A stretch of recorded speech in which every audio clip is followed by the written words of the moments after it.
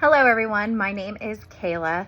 I'm here today to discuss with you culture perception and how worldview shapes our understanding of things. For an assignment, I chose an article. The article was Shakespeare in the Bush by Bohannan. This was published in 1966. So when I first started reading this article, I honestly thought it was going to be completely written just about Shakespeare. But by the end of this article, I realized how our culture really does shape our worldview of things. Now, when you start to read the article, you start to discover that Laura Bohannan traveled to West Africa, where she shares the story of Shakespeare's Hamlet with the Tiv people. Now, the Tiv people, they live in a nice little village with huts, and during her stay there, she believed that she could take this time to go over the playwright Hamlet by William Shakespeare and start to digest it and dissect the viewpoint of it and see if she could come up with a different perspective. But at the end of the day, she kept coming up to the exact same perception of that this entire playwright was going to have one universal meaning, and that everyone would understand the play in the same meaning. And she thought that if she took the time to tell this story to the Tiv people, that they were going to have the same viewpoint as her throughout the entire story. But she started telling the story, and that's not exactly what happened. It started going a downward spiral for her. She discovered that the Tiv people were interpreting the story in a completely different idea or perception than her own, and it's all based completely off of their culture, traditions, and their beliefs. They believed that their version of the story made a lot more sense than the version that she was telling. And that experience taught Bohannan that people understand things through culture due to the way that they are raised or how they grow up and the experiences that they have experienced. One of the things that really stood out to me was how much our worldview affects the way that we understand things. Laura thought that her interpretation of Hamlet was the correct one because that's the way that she's always been taught. That's the way she learned it, and it's the way that her culture described it. So when she started telling the Tiv people, she believed that they would have the same viewpoint, but the Tiv people believed their interpretation was correct because it matched their customs and their traditions. Neither of these groups were trying to be right or wrong or one up each other. They were simply just looking at the story from two very different perspectives. So I also noticed that an example of ethnocentric bias was that Laura assumed that everyone would understand Hamlet the way that the Western culture does. Now, just because something's maybe written in a certain culture doesn't mean it's going to have that same meaning in a different culture that maybe is taking the time to read it. They're all going to interpret it a different way due to the different traditions and customs and beliefs. So she didn't realize that when she was looking at the story through her own cultural lens, that the Tiv people would not have that same viewpoint. So she started to listen and stepped aside from her own viewpoint and started listening to the Tiv people explain the story. She began to realize that her own cultural viewpoint had shaped the way that she understood the story. It was no longer just about a universal method or a universal perception of the story. It was realizing that so many of us view things as naturally a normal way of viewing things or the easy way because that's what we've always known. And before we even realize it, we start to see things through a bias. And not even recognize that we're being biased towards it.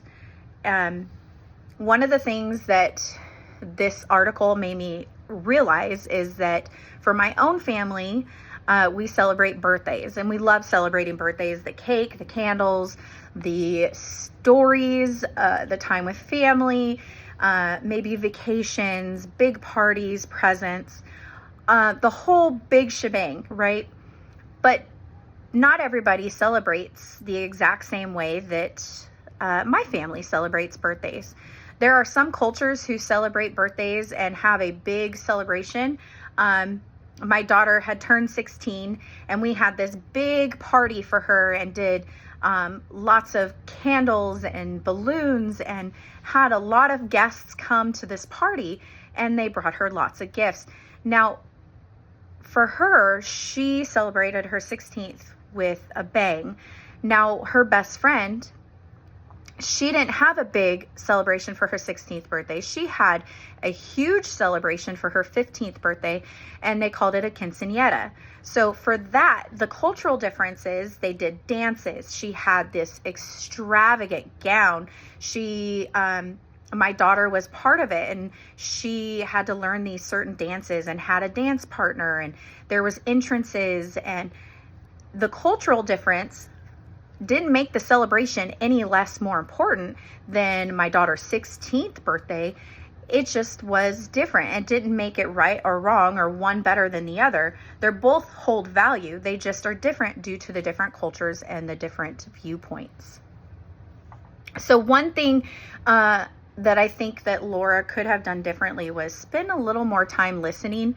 In the beginning of her story, you could sense her frustration throughout the beginning of the article as she's starting to convey the story, trying to break that language barrier with the TIV people about discussing a ghost of Hamlet's father coming to visit Hamlet and discussing, some of the plots of the story. And the TIV people don't understand ghosts, so they were calling it an omen. They were also calling Hamlet's dad a zombie. And due to the cultural differences, as well as the cultural difference of a chief having more than one wife, they couldn't conceive how Hamlet's father only had one wife. And they didn't understand why there was only one wife after his passing. What happened to the other wives? So those cultural differences, Laura should have taken the time listening, instead of just assuming the TIV people would start just automatically agreeing with her. And to me, one of the best ways to communicate with people from different cultures is to really sit back and ask questions, really listen to them, and be open to learning. We have to stop assuming that our way is the only way and build that trust barrier with avoiding any misunderstandings as possible. And I think that's one of the biggest messages that this article can convey. Now, I also related this article to my own life. I work as a professional, paraprofessional in a high school setting in a special education classroom. So I work with students and families from all different backgrounds. We have a very diverse district and campus. And there have been times when I didn't understand why a student communicated or behaved a certain way within the classroom.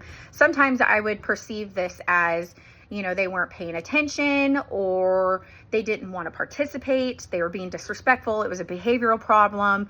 But after getting to know the student and possibly, even having the opportunity to get to know their family, I realized that those behaviors aren't often connected to disrespect, that it's normally connected to their culture and life experiences.